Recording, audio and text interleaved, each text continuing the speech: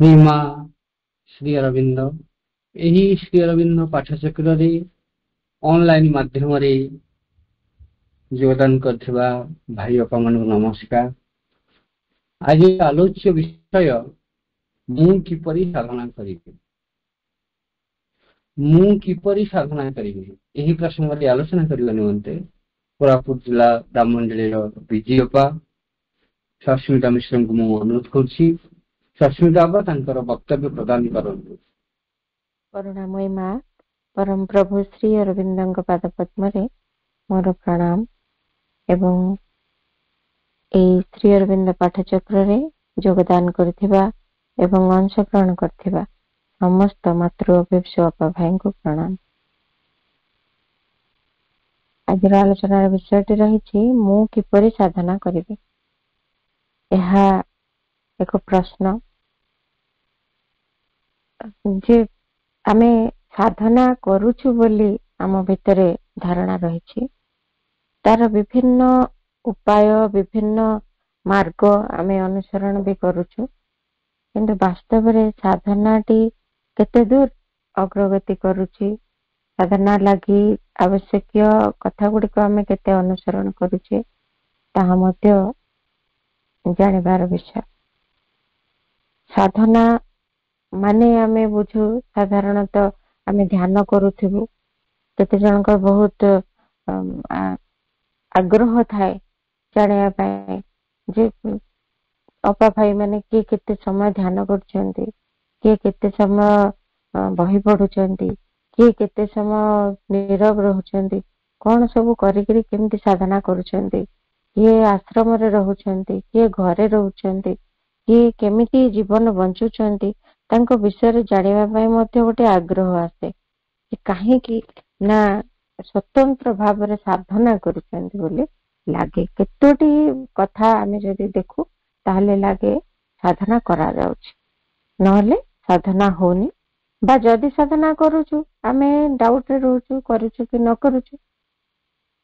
कारण साधना योग साधना अर्थात आम भितरे गोटे धारणा आश्रम सहित संपर्कित हो जाए सब किछि सब आमे आश्रम रे रहउथिबु आश्रम जीवन यापन करूथिबु सेही भली गोटे परिवेश भितरे ही साधना हे पारे बा श्री अरविंद जोगरे आमे एतिकी जानिलुणी जे गृह रे रही मध्य साधना करा जाय पारिबो तथापि तारि भितरे मध्य संदेह उपजे जे गृह रे रही मध्य साधना कोन करा जाय पारिबो।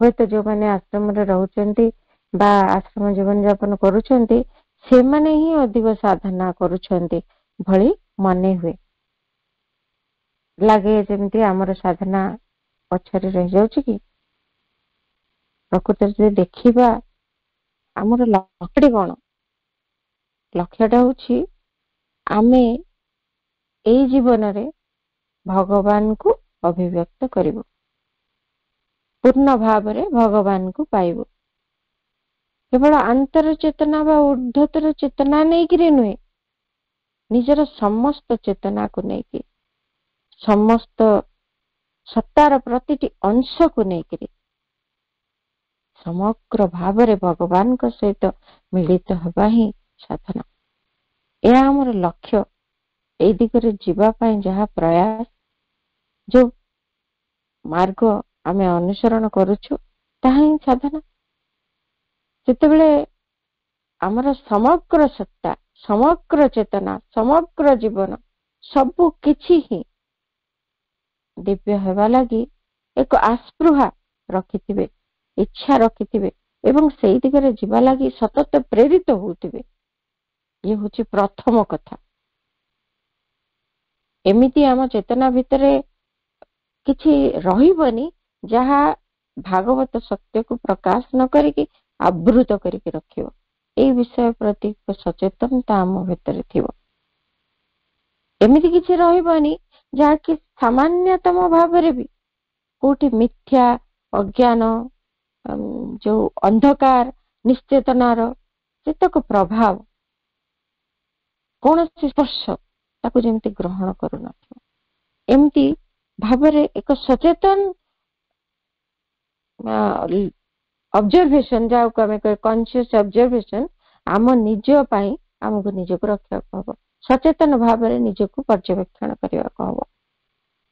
ଯେମିତି ସେଇ ଅଜ୍ଞାନ, ଅନ୍ଧକାର, ମିଥ୍ୟା ଏବଂ ନିଶ୍ଚେତନାର କୌଣସି ପ୍ରଭାବ, କୌଣସି ସ୍ପର୍ଶ ଆମ ଭିତରେ କୌଣସି ଅଂଶ ଗ୍ରହଣ କରୁନଥିବ, ଏଭଳି ଏକ ସଚେତନତା ଦରକାର। ଏଇ ସବୁର କବଳରୁ ଯେ କେବଳ ଆତ୍ମା ମୁକ୍ତ ହବ ବା କି କେବଳ ବାହ୍ୟ ମନଟି, ପ୍ରାଣଟି ବା ଶରୀରଟି ମୁକ୍ତ ହବ ତାହା ନୁହେଁ। ଏଇ ଶ୍ରୀ ଅରବିନ୍ଦଙ୍କ ଯୋଗରେ ସାଧନାଟି ରହିଛି ଯେ ଏଇ ମନ, ପ୍ରାଣ, ଶରୀର ବାହ୍ୟ ରୂପେ ଯେ କେବଳ ମୁକ୍ତ ହେବେ ତାହା ନୁହେଁ, ତାର ପ୍ରତିଟି ଜୀବକୋଷ ମଧ୍ୟ ମୁକ୍ତ ହେବେ ଏ ସମସ୍ତ ମିଥ୍ୟାଚାର, ଅଜ୍ଞାନ, ଅନ୍ଧକାର ଏଇ କବଳରୁ। ଏତେ ଗଭୀର ଲକ୍ଷ୍ୟ ରହିଛି, ଏତେ ମହତ୍ତର ଉଦ୍ଦେଶ୍ୟ ରହିଛି ଏହି ଶ୍ରୀ ଅରବିନ୍ଦଙ୍କ ଯୋଗର। ଆତ୍ମା ଯେମିତି ସବୁବେଳେ ଭଗବତ ମିଳନର ସ୍ପର୍ଶ ଲାଭ କରିବା ପାଇଁ ବ୍ୟାକୁଳ ଏବଂ ସବୁବେଳେ ଭାଗବତ ଚେତନା ଭିତରେ ନିରନ୍ତର ରହିଥାନ୍ତି ଆତ୍ମା, ଠିକ ସେମିତି ଏଇ ସତ୍ତା ଗୁଡିକ ମନ, ପ୍ରାଣ, ଶରୀର ଏମାନେ ସମସ୍ତେ ଆତ୍ମା ସହିତ ମିଳିତ ହେଇକି ସେଇ ଅଜର ଅମର ଚେତନାକୁ ପ୍ରାପ୍ତ ହେବେ। ଆମର ସତ୍ତା ଗୁଡିକ ଉପରେ ଏବେ ଆମେ ଅନୁଭବ କରୁଛୁ ଦୁଃଖ, ଦୁର୍ଭୋଗ, ଜରା, ବ୍ୟାଧି ଆଉ ମୃତ୍ୟୁ, ଏମାନେ ପ୍ରବଳ ମାତ୍ରାରେ ଅଧିକାର କରିକି ରହିଛନ୍ତି ଆମକୁ। ଏଇ ଯୋଉ ଭାଗବତ ମିଳନର ସ୍ପର୍ଶ ଦରକାର, ତାହା ଆସିଗଲେ ଏମାନେ ସତେ ଯେମିତି ଅତୀତର ଗୋଟେ ଦୁଃସ୍ୱପ୍ନ ଭୁଲିଗଲା ଭଳିଆ ଏମାନେ ମଧ୍ୟ ଆମକୁ ଛାଡି ଚାଲିଯିବେ। ଏଇ କଥା ଆବଶ୍ୟକ। ଏଇ ଯୋଗରେ ମଣିଷଟା ଏଇ ଯୋଉ ସାଧାରଣ ମଣିଷଟିଏ ହେଇକି ରହିଛି, ଦୁଃଖ, କଷ୍ଟ, ଯନ୍ତ୍ରଣା ଭିତରେ ଘୁରି ବୁଲୁଛି ବା ଟିକେ ସୁଖ ପାଇବା ପାଇଁ ପ୍ରାଣିକ ଉପାୟ ଗୁଡିକ ଅବଲମ୍ବନ କରୁଛି, ସେଇ ସାଧାରଣ ମଣିଷଟିଏ ଦେବମାନବ ହେଇଯିବ। ମଣିଷ ଜୀବନରେ ଦୁଃଖ, ଯନ୍ତ୍ରଣା ଜାଗାରେ ଶାନ୍ତି, ଆନନ୍ଦ ଏବଂ ଏଇ ଅର୍ଦ୍ଧ ଜ୍ଞାନ ଜାଗାରେ ଦିବ୍ୟ ଜ୍ଞାନର ଜ୍ୟୋତି ଝଲସି ଉଠିବ। ସମସ୍ତ ଯେତେକ ଦିବ୍ୟତା ରହିଛି ତା ଦେହରୁ ସେ ମୁକ୍ତ ହେଇକି ଦିବ୍ୟ ଭାଗବତ ଚେତନାର ଏକ ମୂର୍ତ୍ତିମନ୍ତ ବିଗ୍ରହ ହବ। ଏମିତି ଏକ ବିଶାଳ ଲକ୍ଷ୍ୟ ଆମର ଯୋଗରେ ରହିଛି। ତେଣୁ ସାଧନା ଯେଉଁ କରାଯିବ ତାହା ମଧ୍ୟ ସେଇଭଳି ଉପାୟ ଗୁଡିକୁ ସେଇ ଦିଗରେ ସେଇପରି ପ୍ରଣାଳୀ ଗୁଡିକ ଅବଲମ୍ବନ କରିକି ଆଗେଇ ଯିବ, ଯୋଉଥିପାଇଁ କି ଆତ୍ମା ବାରମ୍ବାର ଶରୀର ଧାରଣ କରୁଛନ୍ତି, ଜନ୍ମ ଜନ୍ମ ଦେଇ ସେ ଗତି କରୁଛନ୍ତି। କଣ ପାଇଁ? ଏଇ କାର୍ଯ୍ୟ ପାଇଁ, ଏଇ ଲକ୍ଷ୍ୟ ପୂରଣ ପାଇଁ ହିଁ ସେ ଜନ୍ମ ନେଉଛନ୍ତି। ଭାଗବତ ଉପଲବ୍ଧି ଆଉ ଭାଗବତ ଅଭିବ୍ୟକ୍ତିର ଯୋଉ ଯନ୍ତ୍ର ହବା ପାଇଁ ସେଇଭଳି ଏକ ମାଧ୍ୟମ ହବ ଯାହାରି ଭିତରେ ଏଇ ଦିବ୍ୟ ଭାଗବତ ଅଭିବ୍ୟକ୍ତି ସମ୍ଭବ ହବ। ତେଣୁ ଏଇ ସାଧନାଟି ମଧ୍ୟ ସେଇ ଉଦ୍ଦେଶ୍ୟରେ କରାଯିବ। ଏଇ ମନ, ପ୍ରାଣ, ଶରୀର ଏମାନେ କେମିତି ଯୁକ୍ତ ହେବେ ସେଇ ଆତ୍ମାଙ୍କ ଧାରାରେ ଏବଂ ସେମାନେ ପୁରାପୁରି ତାଙ୍କରି ପଥ ଅନୁସରଣ କରିକି ଆତ୍ମା ଯେମିତି ଦିବ୍ୟ ଭାବରେ ରହୁଛନ୍ତି ସେମିତି ଦିବ୍ୟ ଭାବରେ ସେମାନେ ରହିବେ। ସମଗ୍ର ଚେତନା ଉର୍ଦ୍ଧ୍ୱତର ଚେତନାକୁ ଆରୋହଣ କରିବ ଏବଂ ଦିବ୍ୟାୟିତ ହବ। ଆମେ ଜାଣିଛେ ଏମିତି ସହଜ ଭାବରେ ଗୋଟିଏ କଥା ବୁଝି ସାରିଛେ ଯେ ଆମେ ମନ, ପ୍ରାଣ, ଶରୀର ଏବଂ ଅନ୍ତରାତ୍ମାକୁ ନେଇକରି ଗୋଟେ ସତ୍ତା ଆମେ ଗଢାଇଛେ। ଅନ୍ତରାତ୍ମା ସେ ତ ଚାହୁଁଛନ୍ତି ସବୁବେଳେ ଭଗବାନଙ୍କର ଅଭିବ୍ୟକ୍ତି, ତାଙ୍କର ଉଦ୍ଦେଶ୍ୟ ସେଇଆ, ସେଥିଲାଗି ସେ ଜନ୍ମ ଜନ୍ମାନ୍ତର ଦେଇ ଗତି କରୁଛନ୍ତି। କିନ୍ତୁ ଏଇ ମନ, ପ୍ରାଣ, ଶରୀର ଏଇମାନେ ସବୁବେଳେ ଅଜ୍ଞାନତା ଭିତରେ ଢାଙ୍କି ହେଇକି ରହୁଛନ୍ତି। ଅଜ୍ଞାନତା, ନିଶ୍ଚେତନା ଏସବୁକୁ ଗ୍ରାସ କରିଛି। ତେବେ ଏଇ ଭିତରୁ ସେମାନେ ବି ବାହାରିବା ଦରକାର। ସେମାନେ କେମିତି ମୁକ୍ତ ହେବେ, କି ଉପାୟ ଅବଲମ୍ବନ କଲେ ସେମାନେ ଏଇ ଭିତରୁ ବାହାରିବେ ଏବଂ ଦିବ୍ୟ ଚେତନା ସହିତ ଯୁକ୍ତ ହେଇ ଭାଗବତ ଅଭିବ୍ୟକ୍ତି ପାଇଁ ଉପଯୁକ୍ତ ଯନ୍ତ୍ର ଗୋଟିଏ ଗୋଟିଏ ହେଇପାରିବେ। ଅନ୍ତରାତ୍ମା ବାରମ୍ବାର ଦେହ ଧାରଣ କରିବାର ଏଇ ଯୋଉ କ୍ରିୟା ତାହା ସଫଳ ହବ। ତେଣୁ ଆମକୁ ମନ ସ୍ତରରେ, ପ୍ରାଣ ସ୍ତରରେ ଏବଂ ଶରୀର ସ୍ତରରେ ସାଧନା କରିବାକୁ ହବ। ସାଧନାର ପ୍ରଣାଳୀ ଗୁଡିକ ଏଇ ବିଭିନ୍ନ ସ୍ତରରେ ଆମକୁ ଅବଲମ୍ବନ କରିବାକୁ ହବ। ଖାଲି ଆମେ ଆଶ୍ରମରେ ରହିଗଲେ ହବନି, କି ଘରେ ରହିକି ସାଧନା କରିବାକୁ ଶ୍ରୀ ଅରବିନ୍ଦ କହିଛନ୍ତି। ତେଣୁ ଏଇ ଯୋଗରେ ତ ସେମିତି କିଛି ଧରାବନ୍ଧା ବାଧ୍ୟବାଧକତା ନାହିଁ। ତେଣୁ ଆମେ ଘରେ ରହିଛୁ ମାନେ ସାଧନା କରୁଛୁ, ବା ଯିଏ ଆଶ୍ରମରେ ଅଛୁ ସେ ସାଧନା କରୁଛୁ, ବା ଆଶ୍ରମରେ ନ ରହିଲେ ସାଧନା ହବନି। ଏଇ ସବୁ ଭାବ ମୋଟେ ହିଁ ପ୍ରଯୁଜ୍ୟ ନୁହେଁ ଏଇ ଯୋଗ ସାଧନା ପକ୍ଷରେ, ଶ୍ରୀ ଅରବିନ୍ଦଙ୍କ ପୂର୍ଣ୍ଣ ଯୋଗର ସାଧନା ମାର୍ଗରେ। ଯୋଉଠି ବି ଥାଉ ଆମେ, ଆମକୁ ଏଇ କଥା ଗୁଡିକ ଧ୍ୟାନ ରଖିବାକୁ ହବ। ସାଧନାର ମାର୍ଗକୁ ଅନୁସରଣ କରିବା। କଣ କରିବା ଯେ ତାହା ହବ ସାଧନା। ଆମେ କୋଉଠି ବି ଥାଉ, ଜଣେ ଆଶ୍ରମରେ ଥାଇକି ସେଇ ଉପାୟ ଅବଲମ୍ବନ କରିବାକୁ ପଡିବ, ଜଣେ ଘରେ ଥାଇକି ବି ସେଇ ଉପାୟ ଅବଲମ୍ବନ କରିବାକୁ ପଡିବ। ତା ବ୍ୟତୀତ ସାଧନା ହେବ ହିଁ ନାହିଁ। ସେ ଯୋଉଠି ଥାଉ, ବର୍ଷ ବର୍ଷ ଆଶ୍ରମରେ ରହିଥାଉ, ନିଜେ ଆଶ୍ରମ କରିକିରି ରହିଥାଉ, ସାଧନା ହବନି। କାରଣ ଯୋଉ ମାର୍ଗ ସାଧନାର, ତାହାକୁ ସିନସିୟରଲି ଆମକୁ ଅନୁସରଣ କରିବାକୁ ପଡିବ। ତେଣୁ ମନସ୍ତରରେ ସାଧନା ହବ। ପ୍ରଥମେ ମା କହିଛନ୍ତି ଯେ ଉର୍ଦ୍ଧତର ସତ୍ତା ଆଡୁ ଆମକୁ ପ୍ରଚେଷ୍ଟା କରିବାକୁ ହବ ଯେ କିଭଳି ଭାବରେ ସେମାନଙ୍କୁ ସାଧନା ଅଭିମୁଖୀ କରାଯିବ, କେମିତି ସେମାନଙ୍କୁ ଦିବ୍ୟ ଚେତନା ଆଡକୁ ପ୍ରେରିତ କରାଯିବ, ସେ ପ୍ରଚେଷ୍ଟାଟି କରିବାକୁ ହବ। ତେଣୁ ମାଇଣ୍ଡର ଲେଭେଲରେ, ମନର ଲେଭେଲରେ ସାଧନାଟା କେମିତି ହବ ତାହା ପ୍ରଥମେ ଆମେ ଦେଖିବା। ମନ ସ୍ତରରେ କେମିତି ହବ? କାହିଁକି ନା ମନର କେତେ ଗୁଡିଏ ସୀମାବଦ୍ଧତା ରହିଛି, କେତେ ଦୁର୍ବଳତା ରହିଛି। ତେଣୁ ସେଇଗୁଡିକୁ ଆମକୁ ଅତିକ୍ରମ କରିବାକୁ ପ୍ରୟାସ କରିବାକୁ ପଡିବ। କାହିଁକି ନା ସେଗୁଡିକୁ ଯଦି ଆମେ ଅତିକ୍ରମ ନ କରୁ ବା ସେଇଗୁଡିକୁ ଧ୍ୟାନ ନ ଦଉ, ତାହେଲେ ଆମେ ଯୋଉଠି ଥିଲେ ବି ସାଧନା ହଉନି। ତେଣୁ ଟିକିନିକି ଭାବରେ ନିଷ୍ଠାପର ହେଇ ଏଇ କଥା ଗୁଡିକୁ ଆମକୁ ଦେଖିବାକୁ ପଡିବ। ମା କହୁଛନ୍ତି, in human beings along with the growth of the mental activities growth subtly of self deception। ଭାରି ଗୁରୁତ୍ୱପୂର୍ଣ୍ଣ ଏଇ କଥା। ଯେତେବେଳେ ମଣିଷର ମନର ବିକାଶ ହୁଏ, ସେତେବେଳେ ତା ସହିତ ସୂକ୍ଷ୍ମ ଭାବରେ ସେ ଆତ୍ମ ପ୍ରବଞ୍ଚନା ଭଳି ଗୋଟିଏ କଥା ତା ଭିତରେ ବିକଶିତ ହେଇଯାଏ। The more they are intellectual, the more they are in their self deception, completely candid and insincere at the same time। ଏତେ ଗଭୀରତମ କଥା, ୟାକୁ ଆମେ ବୁଝିବା। ଆମ ଭିତରେ ଏଇ କଥା ଗୁଡିକ ରହିଛି। ମନସ୍ତରରେ ୟାକୁ ଆମେ ଚିହ୍ନିଲେ ସିନା ତାହାରି ଦିଗରେ ପ୍ରୟାସ କରିବା। କହୁଛନ୍ତି ଯେ ମଣିଷ ଭିତରେ ଯେତେବେଳେ ଏମିତି ଗୋଟେ ଆତ୍ମ ପ୍ରବଞ୍ଚନା ଭଳି, ଅର୍ଥାତ୍ ନିଜକୁ ନିଜେ ଠକିବ, ନିଜ ସହିତ ନିଜେ ଛଳନା କରିବ, ଏମିତି ଗୋଟିଏ ପ୍ରକୃତି ଆସିଯାଏ। କେମିତି ଆସୁଛି ନା, ଯେତିକି ବୁଦ୍ଧି ଆମ ଭିତରେ ହବ, ମନର ବିକାଶ ହେଇକି ବୁଦ୍ଧିର ଯେତିକି ଅଭିବୃଦ୍ଧି ହବ, ସେତିକି ସେତିକି ସେ ନିଜକୁ ଠକିବା ପାଇଁ ଅନେକ ଗୁଡିଏ ଉପାୟ କରିଦେବ। ଯୋଉ ଯୋଉ କଥା ଗୁଡିକ ସିଏ କରୁଥିବ, ସେ କହିବ ଏଗୁଡା ଜଷ୍ଟିଫାଏଡ, ଏଗୁଡାକ ଠିକ ତ, ଏହା ତ କହିଛନ୍ତି ପ୍ରଭୁ, ଏହା ତ କହିଛନ୍ତି ମା, ଏଇ ସବୁ କଥା ଗୁଡାକ ତ ମୁଁ କରୁଛି, ଏଥିରେ ତ କିଛି ସ୍ୱାର୍ଥ ନାହିଁ, ଏଥିରେ ତ ଅହଙ୍କାର ନାହିଁ, ଏଥିରେ କୌଣସି ପ୍ରକାର ମୋର ବୁଦ୍ଧିର କ୍ରିୟା ମୁଁ ପ୍ରୟୋଗ କରୁନି। ଏ ସିଧାସଳଖ ମାଙ୍କ କଥା ପାଳନ କରୁଛି। କେତେ ପ୍ରକାର ସିଏ ତାକୁ ଭୁଲେଇ ଦେଇପାରେ ଏବଂ ସାବିତ କରିଦେଇପାରେ ଯେ ମୁଁ ଯାହା କରୁଛି ଠିକ କରୁଛି। ଏ ବୁଦ୍ଧି ଏଭଳି କାମ କରେ, ନିଜକୁ ନିଜେ ଠକେ, ନିଜେ ଜାଣିଛି ସେ ଭୁଲ କରୁଛି, ସେଟା ମାଙ୍କ ଧାରା ନୁହେଁ, କିନ୍ତୁ ତାକୁ ସେ ରୂପ ଦଉଥିବ। ଏଇଟା ହିଁ ସାଧନା। ଏଇ ଅବସ୍ଥାଟି ଆସେ ମଣିଷ ଭିତରେ।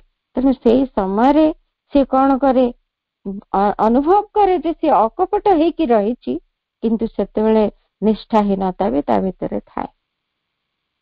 ସିଏ ଭାବୁଛି ମୋର ଭିତରେ କପଟତା ନାହିଁ, ମୋ ଭିତରେ କିଛି ଅସୁବିଧା ନାହିଁ, କିନ୍ତୁ ଦେଖିଲା ବେଳକୁ ଏତେ ନିଷ୍ଠାହୀନତା, ନିଜକୁ ନିଜେ ପ୍ରବଞ୍ଚିତ କରୁଛୁ। ଆମେ ସେଇଆ ହିଁ କରୁ, ଆମ ଭୁଲକୁ ଆମେ ଜଷ୍ଟିଫାଏ କରୁ ଯେ ମୁଁ ଠିକ ଅଛି।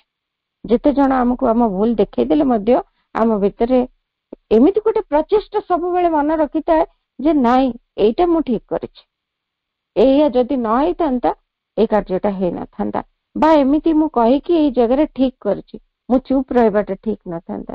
କେତେ ପ୍ରକାରେ ସେ ବୁଝାଏ। ତେଣୁ ସବୁବେଳେ ସିଏ ତାକୁ କଣ କରେ, ଗୋଟେ ଭୁଲକୁ ଫେଭରେବଲ ଏକ୍ସପ୍ଲାନେସନ ଦେଇ ଚାଲେ। ଆଉ ଏଇଭଳିଆ ଯୋଉ ଫେଭରେବଲ ଏକ୍ସପ୍ଲାନେସନ ଦିଏ, ଯୋଉ ଗୋଟିଏ ତାକୁ ଭଲ ଲାଗିଲା ଅନୁକୂଳ ଗୋଟେ ବ୍ୟାଖ୍ୟା କରିଦିଏ ସେଟା ଠିକ ଅଛି।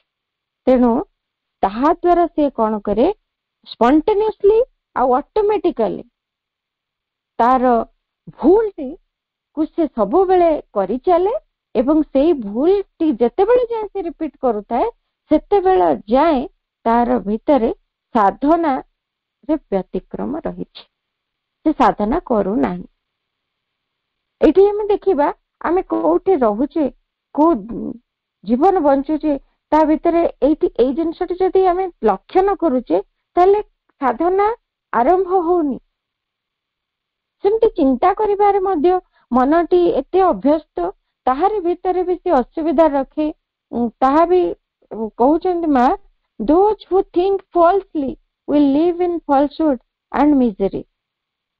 ତେଣୁ ଯେତେ ଯେତେ ଭୁଲ ଚିନ୍ତାଧାରା ଭିତରେ ଏବଂ ଯେତେ ଅସୁବିଧା ଅନ୍ୟମାନଙ୍କ ପ୍ରତି ଗୋଟିଏ ଖରାପ ଭାବନା ସହିତ ଚିନ୍ତାଧାରା ବା ଆମ ଭିତରେ କେତେକ ଅପ୍ରୀତିକର ଚିନ୍ତା ଏଇଗୁଡିକ ଆସେ ସବୁବେଳେ, ସେଇଗୁଡିକୁ ଯଦି ଆମେ ଟିକେ ଧ୍ୟାନ ନଦେଲେ, ଯୋଉମାନେ ଚିନ୍ତା କରୁଛନ୍ତି ସେମାନେ ପ୍ରକୃତରେ ମିଥ୍ୟା ଆଉ ଦୁର୍ଦ୍ଦଶା ଭିତରେ ଜୀବନ ବଞ୍ଚୁଛନ୍ତି।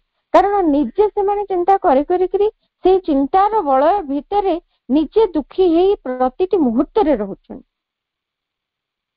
ଏତେ କଷ୍ଟ ପାଉଛନ୍ତି। ସେ ଏଇ ସବୁ ବିଷୟ ଗୁଡିକ ଭାବିକିରି ତାଙ୍କୁ ଅନ୍ୟମାନେ କଷ୍ଟ ଦେବା କିଛି ଦରକାର ନାହିଁ। ଏମିତି ଗୁଡେ ଅପ୍ରୀତିକର ଚିନ୍ତା ନିଜ ମୁଣ୍ଡରେ ପାଳି ନିଜ ମନ ଭିତରେ ସେଗୁଡିକୁ ପ୍ରତିପୋଷଣ କରି ସେମାନେ ଭାରି କଷ୍ଟରେ ଅଛନ୍ତି। ତେଣୁ ଯେତେବେଳେ ଯାଏ ଭୁଲ ଚିନ୍ତା ଗୁଡିକ ଭିତରୁ ଆମେ ବାହାରି ଆସିପାରୁନେ, ସେତେବେଳେ ଯାଏ ମୁକ୍ତ ହେଇପାରୁନେ। ସବୁ କିଛି ଏଇ ଚିନ୍ତା ଗୁଡିକ ହିଁ ଆମକୁ ବିଭିନ୍ନ ପରିସ୍ଥିତିରେ ପକେଇଥାନ୍ତି, ଦୁଃଖ ଯନ୍ତ୍ରଣା ବି ଦେଇଥାନ୍ତି।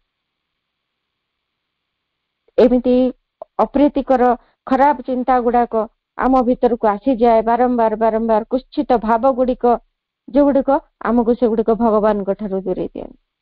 କାହିଁକି ନା ଆମେ ଏଇ ପ୍ରକାର କୁଶ୍ଚିତତା ଭିତରେ ରହିଯାଉ, ଏମିତି ନିମ୍ନତର ଚିନ୍ତା ଚେତନା ଭିତରେ ରହିଯାଉ ଯାହାକି ଭଗବାନଙ୍କ ଠାରୁ ଅନେକ ଦୂରର କଥା, ଭଗବାନଙ୍କର ବିପରୀତ କଥା।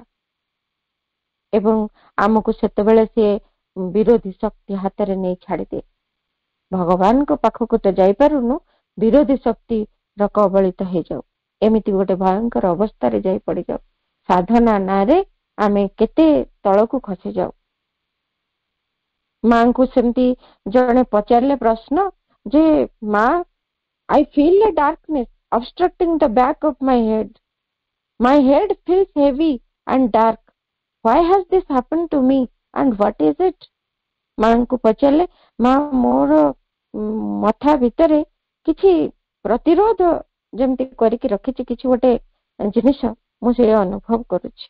ମୋ ମୁଣ୍ଡରେ ଏଇ ପ୍ରତିରୋଧଟି ରହିଛି, ଆଉ ମୋ ମୁଣ୍ଡ ଭାରି ଓଜନିଆ ଲାଗୁଛି, ଅନ୍ଧକାରମୟ ଲାଗୁଛି। କାହିଁକି ଏମିତି ହେଇଛି ମା, ଏଇଟା କଣ? ମା କହିଲେ, ଏଇ most often these attacks are the result of bad thoughts you have had which fall back on you। ଭିତରେ ଯେତେକ ଅପ୍ରୀତିକର ମନ୍ଦ ଚିନ୍ତା ରହିଛି ସେଇଗୁଡିକ ତୁମ ଉପରେ ଆସି ପଡିଛନ୍ତି, ଅର୍ଥାତ୍ ସେଇଗୁଡିକ ଏମିତି ହିଁ ଆମକୁ ଅତ୍ୟାଚାରିତ କରନ୍ତି, ଆମକୁ ନେଇକି ସେଇ ଅନ୍ଧକାର ସ୍ତରରେ ନେଇକି ପକେଇ ଦିଅନ୍ତି। ତାହା ପ୍ରତି ମଧ୍ୟ ଆମକୁ ଧ୍ୟାନ ଦେଇ ମନର ସ୍ତରରେ ସାଧନାଟି କରିବାକୁ ହବ। ଆମେ ଯେମିତି ଯେମିତି କଥା ସବୁ ଭାବୁଛୁ, ଆମେ ସେମିତି ସେମିତି କଥା ଗୁଡିକ ଆମ ଚାରିପଟେ ଘେରି ରହିଥିବାର ପାଇବୁ। ଯାହା ଯେତେ ଅପ୍ରୀତିକର ସେତିକି ମଧ୍ୟ ଆମ ଚାରିପଟେ ଅପ୍ରୀତିକର ପରିସ୍ଥିତି ବି ରହିବ। ସବୁଠି ନେଗେଟିଭିଟି ଦେଖୁଥିବୁ, ସେଇ ନେଗେଟିଭ କଥା ଗୁଡିକ ଭାବୁଥିବୁ, से नेगेटिविटी ही आम चारिपटे रही। तेणु प्रकृत मनटी को प्रस्तुत करने को पड़ो जे भगवान जो भाई चाहती जदि साधना आम करुचु तेबे मनटी को प्रस्तुत करूँ भगवान को जो भाई भल लगे, भगवान जो भाई चाहती भगवान जहा इच्छा से गुड़ी को केमती से सब बेले अभिव्यक्त करिवो, से दिगरे से केमिति प्रचेष्टा करिवो। सेइथिपाई मनटी भितरे गोटे प्रस्तुति, मनटी भितरे गोटे प्रेरणा, मनर साधना आरंभ लगी एमिति गोटे कार्य आरंभ करने को हम कहीं ना आमे जदि निजको ऑब्जर्व न करिवु एई कथा गुड़िक जानी पारिबुनी एवं मन स्तर रे मोटे ही साधना हबनी। तेणु मन को नीरव करिवु, तापरे जानला परे ए सब भितरे साधना हबो, मनटी नीरव हबो एवं ता भितरे जदि मनटी नीरव हैला माँ कहते this is the true meditation. मनटी नीरव हेले ताहा ही यथार्थ ध्यान हबो आ ब्रेन टा पूरा ब्लैंक रहिबो, स्थिर रहिबो एवं ऊर्ध्वमुखी हो पारिबो।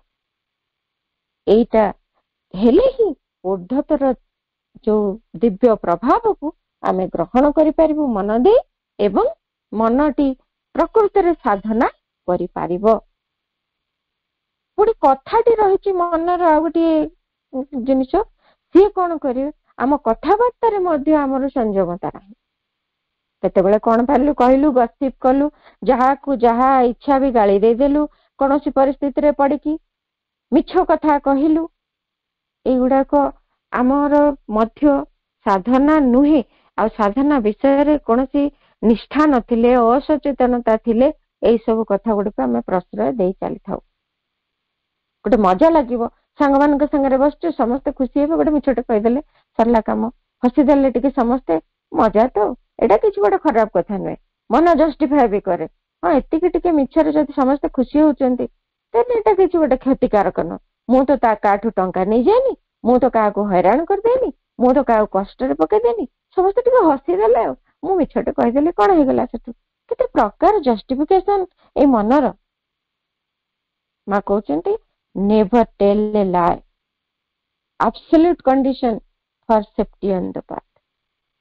जोगरे जोग साधना मार्ग रे जिबा लगी साधना करिबा लगी सबुठु सुरक्षित रहिबार जो परिपूर्ण शर्तटी होची मिछ केबे भी कहिबा नाही।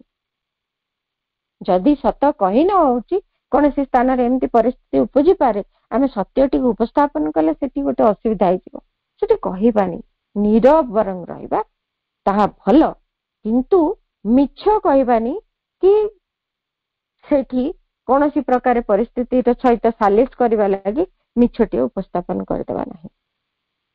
तेणु ता बेले मौन रहिबानी मनर एई साधना हबो जे कथाबार्ता रे गोटे संयमता रहिबो जेतिकी आवश्यक कथा कहिबा सत्य कथा को उपस्थापन करबा जोटी आवश्यक जोटी केतेक क्षेत्र रे सत्यटी उपस्थापन करिबारे मध्ये समस्या सृष्टि हुए।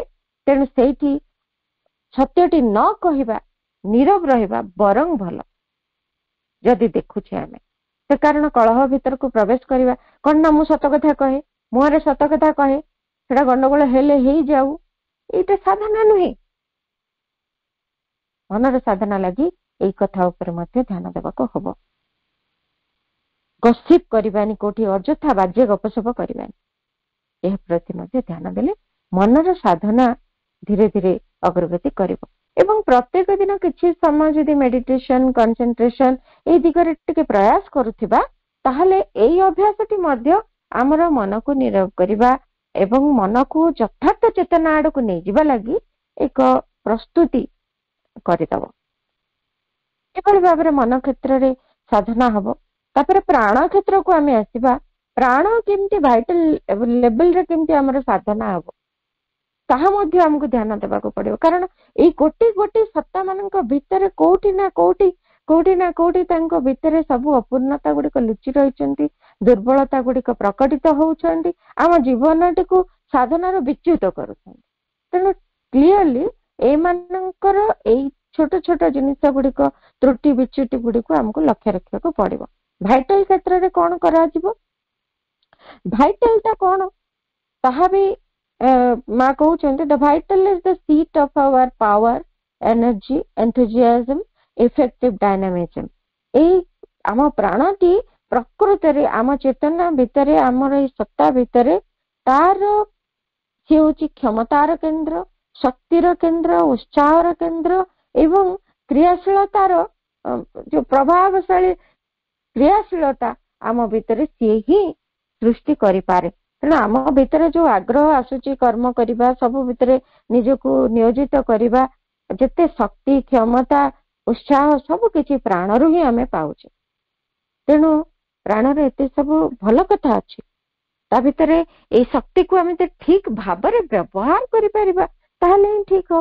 नहले आमे कोन करि परिबु सब भूल भाल कथा गुडी करे निजको नियोजित कर देबु। सेही एनर्जी गुडाक भूल बाटरे खर्च करथिबु अनेक परिश्रम करथिबु किंतु तारि भितरे हमर अहंकार को रखिथिबु स्वार्थपरता को रखिथिबु। आमे मांग पई कर्म करूचु कहूचु आश्रम रे रहूचु एवं आश्रम रे कर्म करि चलिचु किंतु ताहा केवल केवल हमर स्वार्थर परिपूर्ति ही करूथिबो। हमर अहंकार को ही से बढ़ई चलिथिबो। एई दिगरे हमर शक्तिर अपचय भी होथिबो। तो सेई दिगरे मध्य टिके ध्यान देबा दरकार जे ता भितर कौन सी व्यक्तिगत जस ख्याति बा लाभ ए सब लालसा नहीं तो जहाँ भी करूछु किछि गोटे स्वतंत्र भावरे निजे किछि अलग हे जिबा पई बेले बेले प्राण चाहे अन्य मानकटु किछि डिफरेंट करके मु देखिबी से यूटिलाइज करे तार एनर्जी पावर एंथुजियाज्म सब सेइथरे यूटिलाइज करिकरी पूरा पूरी माती जाए जोटा कि भारी निम्नतर स्तर कथा साधना नुहे मोटे आम एने भावुथु माँ काम करूथु किंतु ताहारी भितर भारी गोटे गर्व आसी जाइथिबो मु माँ काम केते करछि माँ काम ही करूछि आ किछि करूनी माँ जहाँ प्रेरणा दउचंती मो भितर सेही उत्साह आछि मु सेही काम करछि किंतु ये एक प्रकार अंधत्व भितर हमकु रखिदबो प्राण एमिति लालायित करि देई थाए हमर स्वार्थ हमर जस ख्याति मान सम्मान आमे समस्तଙ୍କ आगे गोटे महान एवं किछि डिफरेंट करि देखौछु बोली गोटे भाव हमकु पूरा टाणी नै जाय से भितर ता प्रति सचेतन हबा आ प्राण भितर गोटे सुंदर गुण अछि से निजको पूर्ण भाव रे भक्ति रे भगवान को पाखरे दे दे पारे। तो सेही जो भक्ति रे निजको दे देबार जो क्षमता प्राण भितर अछि गोटे सेल्फ कन्सिक्रेशन रो क्षमता प्राण भितर अछि से क्षमता टी को बढ़ेबा को पड़िबो निजको उत्सर्ग करि दउथिबो आउ प्रेमर भावटी अछि जो प्रेम की निजको देई दे पारे से भावटी भी प्राण भितर मध्य रहिछि किंतु तार विपरीतटी आम भितर मैनिफेस्ट होता है सब बेले जे सब बेले किछि पाइबार आशा रखी कि आमे भल पाई थाउ किंतु ताहा यथार्थ साधना नुहे प्राण क्षेत्र रे कौन सी पाइबार प्रत्याशा रहिबनी आमे कोन करू पाइबार प्रत्याशा रहिबनी बोली आमे कोन करू रिजिडली पूरा के कोन देले तक रिजेक्ट कर दो नो मु एटा को चाहेनी कारण मोर पाइबार प्रत्याशा नाही मोर खाली देई देबार अछि आमे देई चालू देई दिले समस्त ग्रहण करिवे किंतु मु जदी किछि देली ताकू ग्रहण करिबा पई कि जदी मते किछि देला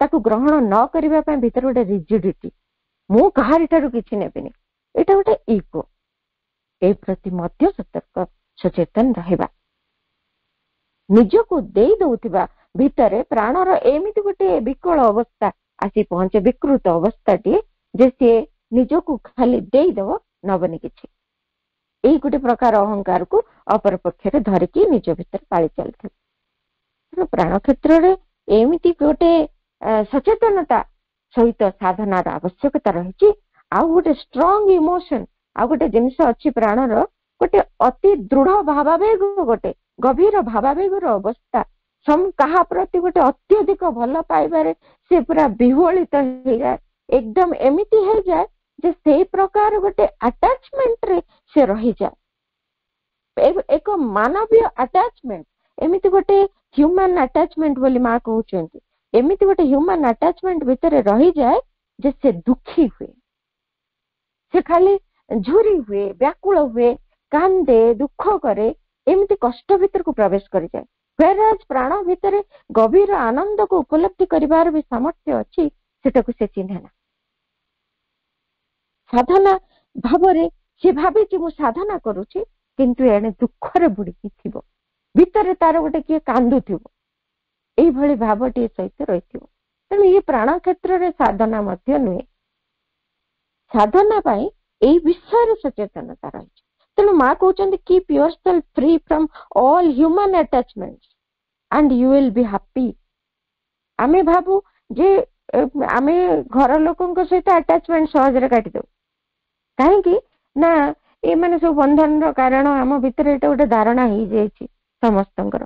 तेणु अटैचमेंट काटी दे पारू, किंतु पाठचक्र रो सभ्य हेले कि माँ को जानिथिबा लोक हेले तांको न देखिले मु रही पारुनी, ताको माने मु ता सहित कोनोसी वाक्यालाप नहेले मते भलो लागुनी। एटा किछि नुहे, केवल गोटे अटैचमेंट। ए अटैचमेंट रो हमको मुक्त होबा को पड़िबो, नहले आम भितर आनंदर उपलब्धि हबो ही नाही। शांति जो सुख एइथर उपलब्धि भी हबनी। से केवल गोटे प्राणिक सुख जहाँकि क्षणिक मुहूर्तक पाई अनुभव हब। से तार सानिध्य भल लगुथिबो, ताकू देखाले भल लगुथिबो, किंतु सेटा गोटे डिवाइन एक्सटासी नुहे, जहाँ कि प्राण भितर प्रकाशित होबार सामर्थ्य मध्य रहिछि। सेठी को हमकु डिस्कवर करबा को पड़िबो। डिजायर गुडिक सेमती प्राण भितर थांती, अनेक वासना से माने कोन करंती हमकु सेई दिगरे टाणी नै दियंती। सेई वासना गुडिक सेई जेमती जस ख्याति पाइबार लालसा भितर आमे मां को काम करथाउ। मु सेमती मां को काम करथिबा क्षेत्र रे मु एमिति भलो एई कामटा करे, मते समस्त जानंती। के कहिबो भलो, के लेखिबो भलो, के मां को पाठचक्र रे काम करिवो भलो, किए कौनसी प्रकार जाइकरी आसी गुडे पाठचक्र तैयारी नुआ सृष्टि करिबा करथिबे। आमे मां को काम करूछु बोली गुटे प्रकार डिजायर जस ख्याति आड़को से पळैबणी। मु एमिति एते काम करिछि, एठी एई जगह रे एते काम करिछि, मु एते एई सब कथा गुडिक करिछि, मु एमिति घर दान कर देइछि, बा मु एमिति आश्रम करछि। बहुत कथा आम भितरे से जस ख्याति आड़को हमको टाणी नै जिवो। डिजायर गुडिक केवल एगुडिक निज को सैटिस्फाई करे सिना, प्रकृति रे साधना किछि एहा द्वारा हुए नाही। सेमती डोमिनेंस, पोजीशन, इगो, कॉन्क्वेस्ट ए सब जिनिस गुडाक मध्य हमको प्राण स्तर रे साधना कला बेले लक्ष्य रखिबा को पड़िबो। सेल्फिशनेस रहिछि, स्वार्थपरता, जो गर्व, दंभ, आत्माभिमान, उच्चाकांक्षा, ए सब को ध्यान देबा को पड़िबो। आ गोटे जिनिस रहिछि भारी गंभीर कथाटी प्राणर संकीर्णता, न्यारोनेस। आमे आमर जदि धारणा सह आमर मतामत सह आउ जनकर कोनोसी कार्यकलाप जदि मैच कलानी बा सेही परी से कलानी जहाँ आमे चाहूछु, तेबे आमे सेठी संगति रक्षा करि पारुनी। आम काहे कि ना मु चाहूथिले ए कथा पाठचक्र रे भी आमे कहूछु ना साधना करूछु, से साधना ग्रुप भीतर भी हमर कंदळ होउची। काहे कि एई न्यारोनेस पाई एते संकीर्णता आम भितर ए प्राण भितर भी रहिछि, ताकू आमे चिनि पारुनु। जब मु गोटे कथा कहली से ताकू विरोध कला, से कथाटी मो कथा सहित मैच कलानी, संग संग से लोक सहित आमर संपर्क खराब हो जाउछि। मु चाहूनी गोटे कथा पाठचक्र रे ए कथाटी हो, से कथाटी जदि होउछि किंतु मो मन काहेकि खराब हो जाउछि, काहेकि ना मु चेतना रे विस्तृत हो पारुनी, मो प्राण से संकीर्णता भितर अछि। तेणु प्राणर ए संकीर्णता भितर ताकू बाहर करके चेतनार विस्तार दिगो को ताकू नबा को पड़िबो। सबु किछि को ग्रहण करि पाइबार एक सामर्थ्य को प्राण नबा को पड़िबो, तेबे जे प्राणटी उदार, समर्थ एवं समर्पित हो पारिबो से दिव्य चेतनांक पाखरे, एवं ताहा ही साधनार रूप हबो, ताहा ही प्राणर रूपांतरीकरण बोली आमे कहि परिबा। से स्तर को हमको जीवा को पड़िबो। एबे देखिबा शरीर स्तर रे आमे कोन साधना करिबा, शरीर स्तर रे किमिते साधनाटी हबो। मु जदि आरंभ करिवि मन स्तर रे प्राण स्तर रे एवं शरीर स्तर रे टिकिनिकी भाव में प्रतिटी स्तर रे साधनाटी आगो को जीवा दरकार। कौन सी गोटे क्षेत्र रे गोटे कोण गोटे सत्तार किछि अंश भी जदि बाकी रहीगला से साधना को पंड करदेव। तेणु शरीर रे मध्य कार्य आमको देखा हम कहीं शरीर को आम स्थूल भाव में देखुचु, जदि मन को देखी पारनु प्राण को देखी पारुनु किंतु शरीर को देखुचु। साधारण स्तर रे शरीरटा आम खाद्य खाऊचु, खाद्य लालसा भी रखिचु, आम शरीर भितर आलस्य रही, अभ्यास गुड़िए मध्य रही एवं शरीर मध्य कर्म भी करुछि। शरीर एते को कथा संपन्न करुछि आउ से कर्मटी जो करुछु से कर्मटी को मध्य टिके हमको वाच रखा को पड़ो। कहीं से कर्म माध्यम रे शरीर रो प्रार्थना निवेदित हुए भगवान को निकट, से आमको ताको ध्यान देवा को पड़ो। कारण यथार्थ चेतना रे जदि कार्य करा जाए ताहा ही ध्यान। माँ कहउचंती, माँ को जदि पचरा गला जे मु ध्यान अभ्यास करिबे कि माँ, माँ कहले दरकार नहीं। जदि तुम्हें कार्यटी को निरंतर एक निवेदन भाव रे भगवान को पाखरे एक निवेदन भाव रे करि पारुचो ताहा ही तो ध्यान। स्वतंत्र ध्यान रो आवश्यकता भी पड़िबनी। त माने कर्मटी यथार्थ भाव रे निवेदित होतिबो, यथार्थ चेतना रे करा जाउतिबो एवं सेतिरे फल प्राप्तिर आशा बा प्रत्याशा किछि रहिबो नाही। एवं कर्म भितरे जो आलस्य हालिया बा क्लांति दुर्बलता बा तामसिकता ये सब जो रखुची से गुड़ाक आम अग्रगति रे सब बेले बाधा सृष्टि करिवो। तेणु शरीर एई गुड़िक पाई आमको स्वतंत्र भाव रे ताकू प्रस्तुत करने को पड़िवो। किछि नियमित आसन प्राणायाम व्यायाम तथा खाद्य रे मध्य किछि नियमितता जो गुड़िक के आमे पढ़िबा मां श्री अरविंदो लेखा गुड़िक पूरा स्पष्ट भाव रे लेखा है रही। केते केमिति खाद्य को खाइबा किभଳି ताको निरंतर आमे ऑफर करूथिबा, उपवास रहिबानी बा उपवास करिबा भितरे चेतनाटी किभଳି रहिबो, खाद्य ग्रहण करिबारे चेतना किभଳି रहिबो, तापरे खाद्यटी हठात वर्जन न करी केमिति शरीर पाई आवश्यकता अनुसार ताको धीरे धीरे धीरे धीरे शिक्षा देवाको हबो। ए समस्त कथा आमको ध्यान रखी करबाको हबो। एवं शरीर जो सबू रही आवश्यकता खाद्य निद्रा यही सब गुड़िक यथार्थ रीति किभଳି हो ताहा प्रति आम ध्यान देवा। कारण एगुड़िक सब मास्टर अरविंद भारी स्पष्ट भाव में लिखि देइछन्ति, तार जेमति गाइडलाइंस भलिया से गुड़िक आम सहित रही। तेणु सेगुड़िक अनुसरण करथिबा प्रति मुहूर्त रे सचेतन थिबा जे सेतिर किछि विच्युत होनी। तो आउ सेक्स गोटे जिनिस जोटे कि आमको अत्यधिक भाव में ध्यान देवा पड़ो। सेक्स एनर्जीटा ट्रांसफॉर्म होगा दरकार, तेबे जाई से शरीर रूपांतर आड़ को आमको नब। मूल कार्य भारी गहन कार्य रही। तेणु जेतिकी आवश्यक यथार्थ रीति रे सेतिकी आमे धरा जाऊ संतान उत्पत्ति पाई केवल सेक्स कार्य सेतिकी रखी बाकी ब्रह्मचर्य पालन करने आवश्यक, जहा द्वारा एई सेक्स एनर्जीटा ट्रांसफॉर्मेशन आड़ को जीव क्षय हो जीवनी एवं आम चेतना को मध्य शरीर को मध्य ताहा दृढ़ करके धरी रखिबो। तेणु से प्रति मध्य ध्यान देवा को पड़िबो साधना रे। आउ एई सबु मन प्राण शरीर साधना आमे जीवा केमती स्टेप रे तामे जानुचे किछि किछि। कारण सब गुड़िक डिटेल रे एतिकी समय अवधि भितर आमे जानिबा संभव हो पारिबनी। आमे ताको टच कले तापर देखिबा सोल जी आम भितरे अछंती अंतरात्मा तांकर कोन आवश्यक ताहाई जानिले ए समस्त जदि तांकर धारा रे चलिबे तेबे ही रूपांतर आड़ को जिबे। ए सब साधना संभव हबो, ताहाई तो मूल साधना। तेणु से सोलटी आम भितर आत्माटी अछंती अंतरात्माटी आमे तांको विषय सचेतन ही ना ए पर्यंत। प्रथम कार्य आमे तांकर विषय सचेतन हबा, तांकर आड़ को अभिमुखी है तांकर आविष्कार करिबा, ଆବିଷ୍କାର କରି ତାଙ୍କୁ ଆମ ଜୀବନର ଦିଶାରି କରିବା। ସେ ହିଁ ଆମ ଜୀବନକୁ ପରିଚାଳିତ କରିବେ। ମନ ନୁହେଁ କି ପ୍ରାଣ ନୁହେଁ କି ଶରୀର ନୁହେଁ, କେହି ଆମ ଜୀବନକୁ ପରିଚାଳିତ କରିବେନି।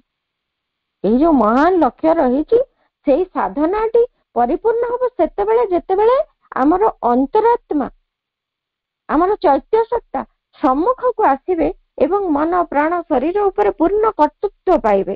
ତେବେ ଯାଇ ସେ ଶାସନ କରିବେ, ଏଇ ଅମାନିଆ ମାନେ ସୁଧୁରିବେ, ସଂଶୋଧିତ ହେବେ ଏବଂ ସେମାନେ ରୂପାନ୍ତରିତ ହେବେ। ତେଣୁ ଏଇ କାର୍ଯ୍ୟଟି ସାଧନାର ମୂଳ ଅଙ୍ଗ ଯେ ଆମେ ଅନ୍ତରାତ୍ମା ଆମ ଭିତରେ ଅଛନ୍ତି ବୋଲି ସଚେତନ ହବା ପ୍ରଥମେ। ତାପରେ ମା କହିଛନ୍ତି ଆମେ କେମିତି ତାଙ୍କୁ ଆବିଷ୍କାର କରିବା ଆଡକୁ ଯିବା, ନା ତାଙ୍କ ବିଷୟରେ ସଚେତନ ହବା ଯେ ଆମ ଭିତରେ ସର୍ବୋଚ୍ଚ ସତ୍ତା ହଉଛନ୍ତି ଅନ୍ତରାତ୍ମା। ତେଣୁ ତାଙ୍କରି ଅନୁସାରେ ଜୀବନ ବଞ୍ଚିବା ଆମ ଜୀବନର ମୂଳ ଲକ୍ଷ୍ୟ। ତା ବ୍ୟତୀତ ଆମ ଜୀବନ କିଛି ହିଁ ନୁହେଁ। ଯାହା ଚାଲିଛି ସେସବୁ କେବଳ ବାହ୍ୟ ଅନାବଶ୍ୟକ କ୍ରିୟା ଏବଂ ଯଦି ତାଙ୍କୁ ପାଇ ତାଙ୍କରି ପରିଚାଳନାର ଜୀବନ ବଞ୍ଚୁଛେ ତାହା ହିଁ ଯଥାର୍ଥ ଜୀବନ। ଏଇ କଥାରେ ସଚେତନ ହେଲା ପରେ ଧୀରେ ଅଭ୍ୟାସ କରିବା, ଟିକେ ସ୍ଥିର ହେଇ ଯେ ତାଙ୍କରି ଯୋଉ ସ୍ୱର ପ୍ରତିଟି ଘଟଣାରେ ପ୍ରତିଟି ମୁହୂର୍ତ୍ତରେ ଆମକୁ ଗାଇଡ କରିବା ପାଇଁ ସେ ଯୋଉ ସ୍ୱରଟି ଆମକୁ ଶୁଣଉଛନ୍ତି, ସେଇ ଗାଇଡାନ୍ସର ଯୋଉ ବାଣୀଟି ଧ୍ୱନିତ ହଉଛି ଆମ ଅନ୍ତର ଭିତରେ, ତାକୁ ଟିକେ ଶୁଣିବା।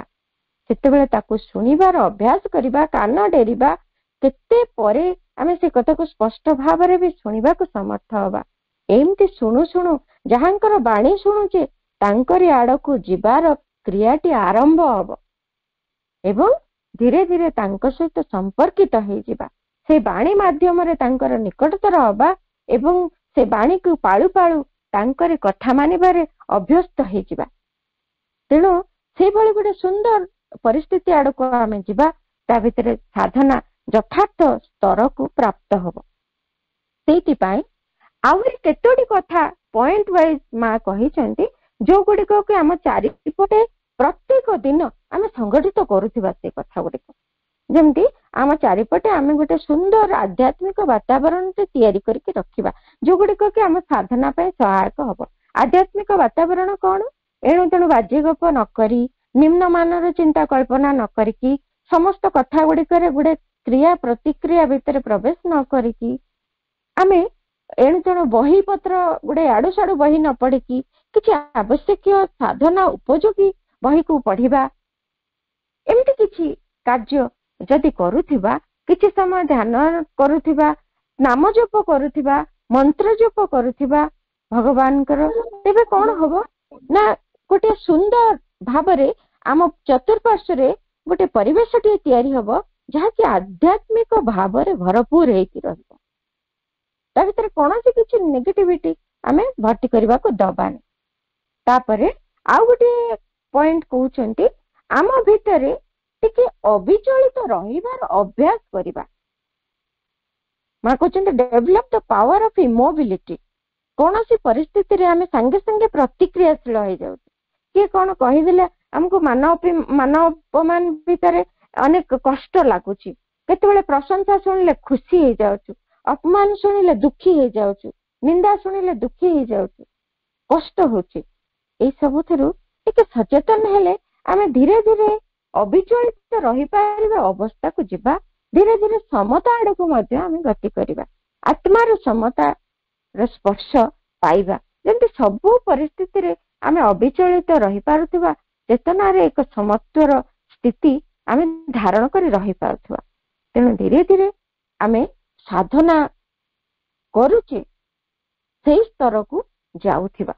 ଆଉ ଗୋଟିଏ ପଏଣ୍ଟ କହିଲେ, ଆମ ଭିତରେ କେତେ ଗୁଡେ ସବୁ ଡାର୍କ ଏଲିମେଣ୍ଟ, ଯୋଉଟା କି କେମିତି ଏମିତି କିଛି ଷ୍ଟୁପିଡିଟିଜ ଆମ ଭିତରେ, ଯେମିତି ଜାଣିଲେ ମନର, ପ୍ରାଣର ଏବଂ ଶରୀରର ଏଇ ସବୁ ଷ୍ଟୁପିଡିଟିଜ ଗୁଡାକ ଯୋଉ ଜାଣିଲେ, ଯୋଉ ତାରଙ୍କର ନିର୍ବୋଧତା ଗୁଡାକ ଜାଣିଲେ, ସେଇ ନିର୍ବୋଧତା ଗୁଡାକ ବିଷୟରେ ଟିକେ ସଚେତନ ରହି ସେଗୁଡିକୁ ଆମ ଭିତରୁ ଟିକେ କାଢିଦେବାକୁ ଚେଷ୍ଟା କରିବା। ଅର୍ଥାତ୍ ସେଗୁଡିକୁ ଗୁରୁତ୍ୱ ଦେବାନି, ମହତ୍ୱ ଦେବାନି, ସେଇଗୁଡିକରେ କେବେ ବି ପୁରା ଭାସି ଯିବାନି।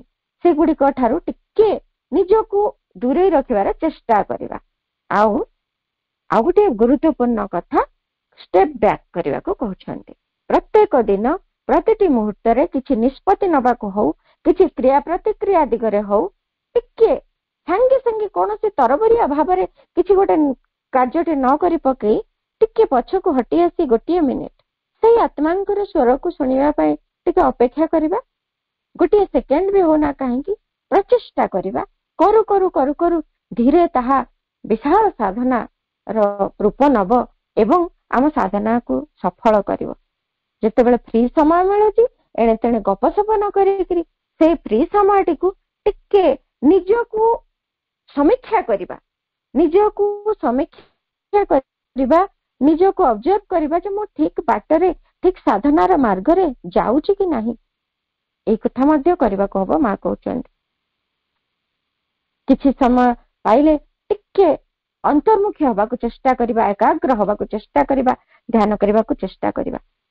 आउ एणे तेणु गप सप न करकी टिके निजर वाक्य रे एवं शब्द गुड़िक टिके संयमता आनिबा आउ जेतेबेले दुख आसुची कष्ट आसुची असुविधा आसुची मन खराब हो जाउची आमे विचलित होई पडुचे सेतेबेले गोटे कथा भाबिबा को मा कहउचंदी जाकि साधनार एक विशेष अंग नहले साधना ही डिस्टर्ब हो जिवो विशृंखलित हो जिवो आमे सब बेले दुख रे भासी जाउछु कष्ट रे कांदी पकाउछु दुख भितर ही मां को भूली जाउछु साधना कथा मने पडुनी सेतेबेले सेतिक बेले खाली गोटे अभ्यास करूथिबा अभ्यास करू करू ए कथाटी आम भितर प्रतिष्ठित हबो साधना तो सेया ना प्रथम आरंभ अभ्यास करबा एवं धीरे धीरे ताहा आम भितर प्रतिष्ठित हो जिवो जेतेबेले हमको गोटे कष्ट लागुची सेतेबेले विश्वर विशालता ए समग्र जगतर सबु परिस्थिति काल केते विशाल अनंत काल धरिकी कालर गति ए सृष्टिर गति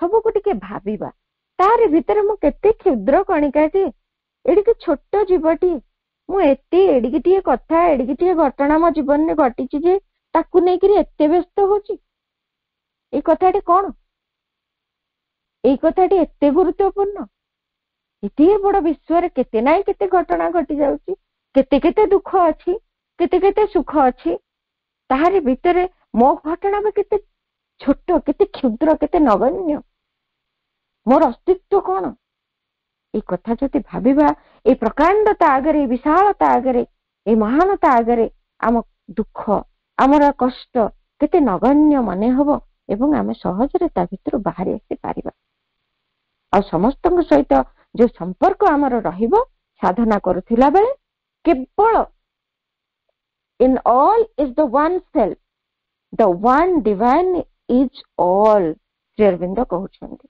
वासुदेवम वासुदेवम सर्वमिति समस्त भीतर से ही भगवान अछन्ति समस्त होचन्ति से ही भगवान कर रूप एतिक जदि भाबिबार प्रयास करिवु प्रयास करू करू ताहा ही साधना हबो एवं ताहा सिद्धि आड़को आमको नहीं जीव प्रकृत रे आमे सबुठी से वासुदेव को देखि पारिबा से भगवान को देखि पारिबा तेणु कहा प्रति ईर्षा द्वेष खराब भावना केबे आम भितर रहिबनी आउ गोटे कथा कृतज्ञतार भाव सबु बेले भगवान को पई आम भितर रखिथिबा भगवान केते मते देइछन्ति कोन गोटे दुख हैला जे केते सुख तो देइछन्ति केते दिगरु केते सुख देइछन्ति ए गोटी को दुख पई मु भगवान को निंदुची हे भगवान केते दुख देलो हे माँ केते कष्ट दब कहीं एमती कल ये कथाटी तो मते साधनार विच्युत करुची माँ को ठू अलगा करुची सेतेबेले कृतज्ञ हवा